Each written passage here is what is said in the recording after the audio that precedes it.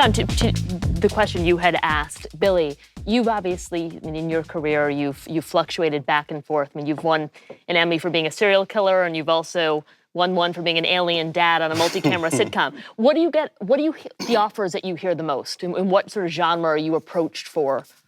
Well, they really come from all directions. Yeah. I mean, I'm a character man, and I've done a lot of extremely excessive acting in my day. So usually when there's a total whack job, I'm right at the top of the list. You're their guy. And it's a very short list.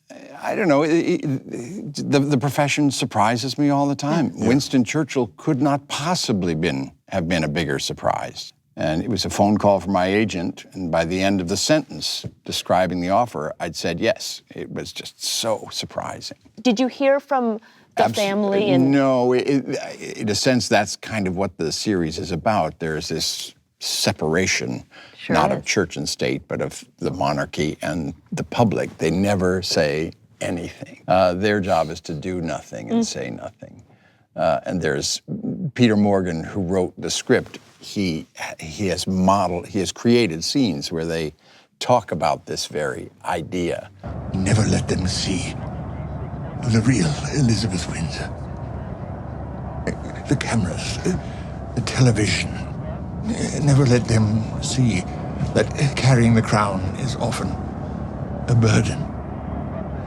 Let them look at you, but let them see only the eternal. The fact is, they are the most public and the most private people in the world. And the only people that they can honestly let down their hair with and confide in, if they do, we have to speculate on that too, is each other. And Morgan has just done this remarkable act of speculation. What are the conversations like between the Queen and the Prime Minister? Because nobody knows except the two of them.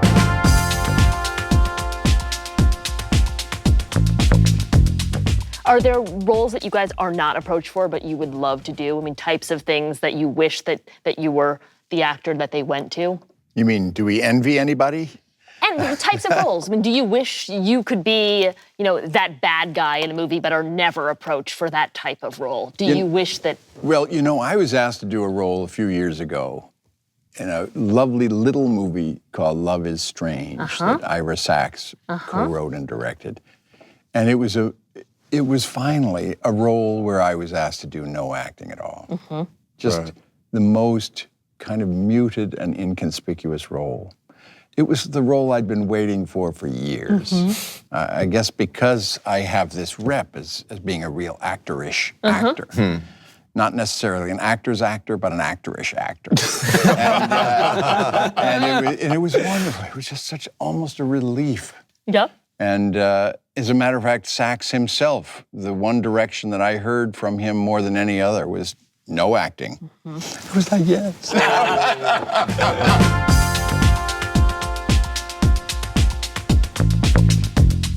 This will date me. I mean, I'm clearly the oldest at the table. Black don't crack, though. I really did love the early 50s comics on television. Yeah.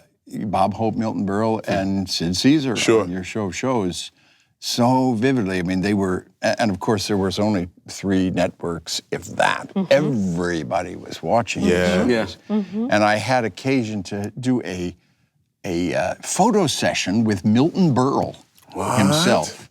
When at the height of Third Rock. It was sort of new TV and old TV comedy.